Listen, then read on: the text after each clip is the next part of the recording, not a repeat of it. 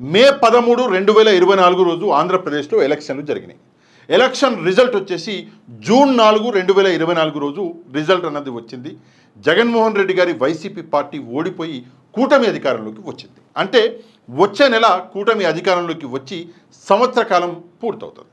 కాకపోతే ప్రస్తుతం ఆంధ్రప్రదేశ్లో జరుగుతున్నటువంటి ఈ లిక్కర్ కేసులు ఏవైతే ఉన్నాయో ఈ లిక్కర్ కేసులకి కూటమి సంవత్సర కాలం పూర్తి చేయడానికి ఒక కనెక్షన్ ఉన్నది.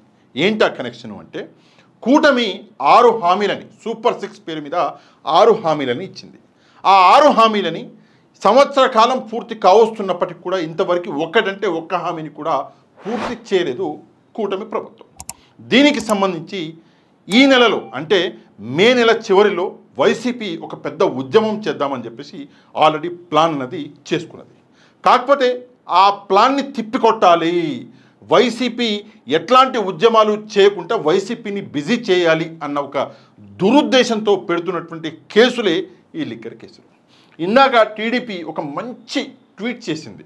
నేను మొత్తం ట్వీట్ అయితే చదవను కానీ జగన్మోహన్ రెడ్డి గారు ఈ లిక్కర్కి సంబంధించి 3,200 కోట్ల రూపాయల మద్యం స్కామ్ చేసిండు, ఏదో కుంభకోణం చేసిన అని చెప్పేసి టీడీపీ ఇందాకే గంట కిందే ట్వీట్ చేయడం జరిగింది.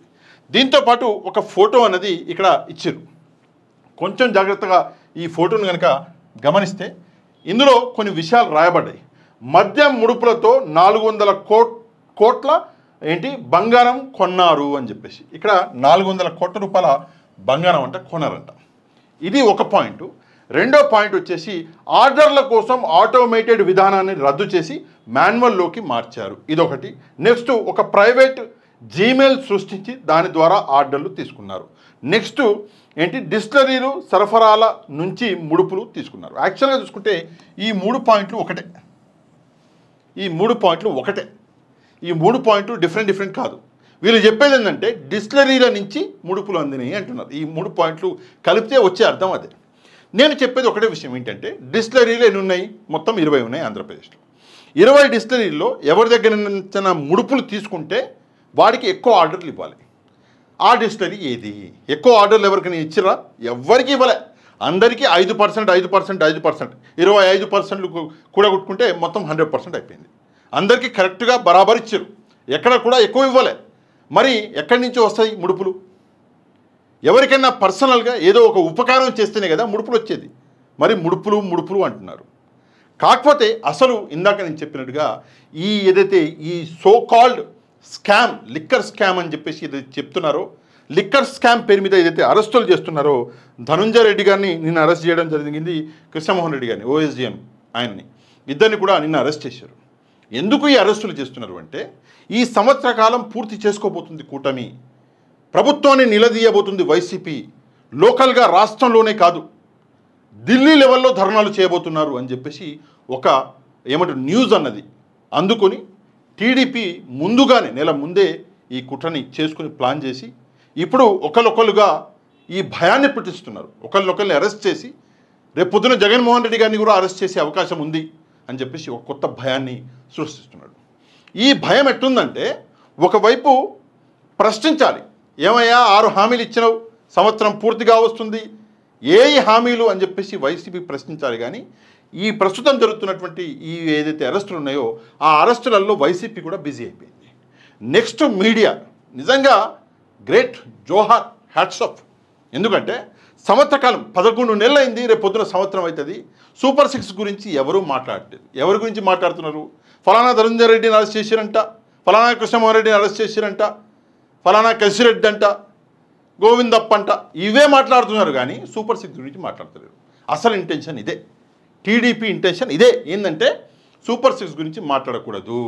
ఇప్పుడు ఏం చేస్తారు అంటే నెక్స్ట్ మంత్ వరకు దీన్ని ఎక్స్టెండ్ చేస్తారు, మెల్లమెల్లగా అరెస్టులు చేస్తారు, అదేదో అయిపోయిందంటారు, జగన్మోహన్ రెడ్డికి ఇంటికి వస్తున్నారు పోలీసులు అంటారు, రాబోతున్నారు అంటారు.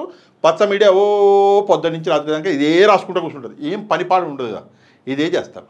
చివరికి ఏంది అంటే నెక్స్ట్ మంత్ ఏదో ఒక స్కీము స్టార్ట్ చేస్తున్నామని చెప్పి డేట్ పెడతారు. ఫర్ ఎగ్జాంపుల్ తల్లికి వందనం అంటే మనం ఇచ్చింది వైసీపీ నుంచి తల్లికి వందనమే కదా ఇచ్చింది, అది స్టార్ట్ చేస్తున్నాము, స్కూల్స్ స్టార్ట్ అవ్వబోతున్నాయి, అది స్టార్ట్ చేస్తున్నామని చెప్పేసి కొంతమందికి ఇచ్చాము అని చెప్పేసి ఇస్తారు, మొత్తం చేతులు దులుపుకుంటారు. దీనికి ఒక ఉదాహరణ ఉంది నా దగ్గర. ఏంటంటే 2014లో పూర్తి రుణమాఫీ చేస్తాను రైతులకి అని చెప్పేసి చంద్రబాబు నాయుడు గారు ఏదో కొంతమందికి రుణమాఫీ చేసి అది కూడా ₹1,00,000 లోపు చేసి అందరికీ చేసిన అని చెప్పేసి మీడియాని దబాయించాడు. సేమ్ అదే సిచ్యువేషన్ వచ్చే నెల తల్లికి వందనం ఏదైతే ఉందో అది అమ్మఒడి అది ఇచ్చి కొంతమందికి ఇచ్చేసినామని చెప్పేసి చేతులు చెప్పుకుంటారు. అంతవరకు వీళ్ళేం ధర్నాలు చేయొద్దు, వైసీపీ వాళ్ళు వీళ్ళు పెద్ద ఇష్యూ క్రియేట్ చేయొద్దు అని చెప్పేసి ప్రస్తుతము ఈ సో కాల్ లిక్కర్ స్కామ్ పేరు మీద మొత్తం డ్రామా అన్నది నడుపుతున్నారు. ఎంత ఘోరము అంటే చాలా బాధాకరమైన విషయము. మనం కూడా ఇంక్లూడింగ్ మీ నేను కూడా ఈ విషయంలో మొత్తానికి వాళ్ళ దాంట్లోకి వచ్చేసిన, వాళ్ళ ట్రాప్లో పడ్డా. అందరూ మీడియా వాళ్ళు పడ్డారు, అందరూ జర్నలిస్టులు పడ్డారు.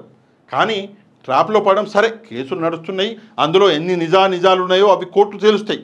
కోర్టులో గంట నిలబడదు కేసు, అందులో ఎట్లాంటి సందేహం లేదు. అది సిట్టు చూస్తుంది, కోర్టులోకి తీసుకెళ్తారు, కోర్టు ఏం న్యాయం చేయాలో చేస్తుంది. ఈ విషయం పక్కన పెట్టి ఒక్కసారి సూపర్ 6 గురించి కూడా మాట్లాడండి.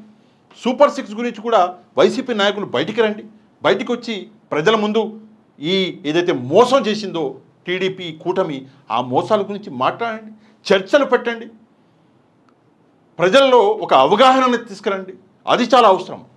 నేను ఇందాక కూడా చెప్పిన జనరల్గా ఏం జరుగుతుందంటే దొంగ పరిగెడుతుంటే పోలీసు వాడు పరిగెత్తుకుంటూ వెళ్ళి దొంగను పట్టుకోవాలి.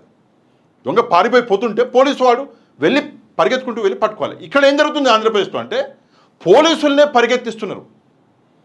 దొంగ హామీలు ఇచ్చిన చంద్రబాబు నాయుడు గారు కూటమి ఏదైతే ఉందో దాన్ని వైసీపీ పరిగెత్తించాలి. ఏది హామీలు ఇచ్చినో ఏడా ఇంతవరకు ఏం చేయలేదు అని చెప్పి ఇక్కడ రివర్స్ అవుతుంది. వైసీపీనే టీడీపీ కూటమి పరిగెత్తిస్తున్నాయి. ఇదెక్కడిది నాకు అర్థం కాదు. ఒక్కసారి ఆలోచించి వైసీపీ నాయకులు ఫస్ట్ ఆఫ్ ఆల్ కేసులలో బిజీ ఉన్న వాళ్ళని ఉండనివ్వండి.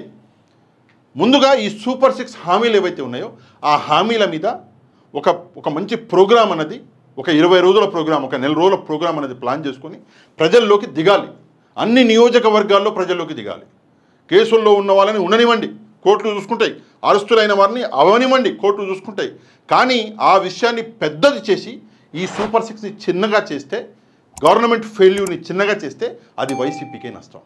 ఒక్కసారి ఆలోచించి ప్రతి నియోజకవర్గంలో ఒక ప్లాన్తో రండి.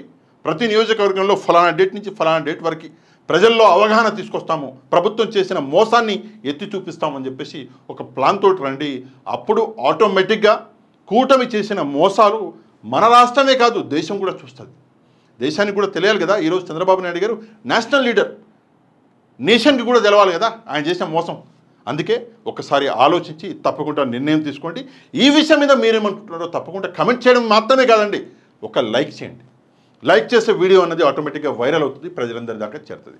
లైక్ అండ్ షేర్ చేయడం మాత్రం మర్చిపోదు. ఎవరైతే ఛానల్ని సబ్స్క్రైబ్ చేసుకోలేదో ఛానల్ని కూడా సబ్స్క్రైబ్ చేసుకోండి. నెక్స్ట్ వీడియోలో మళ్ళీ కలుద్దాం. అంతవరకు థ్యాంక్ యూ వెరీ మచ్. జై హింద్.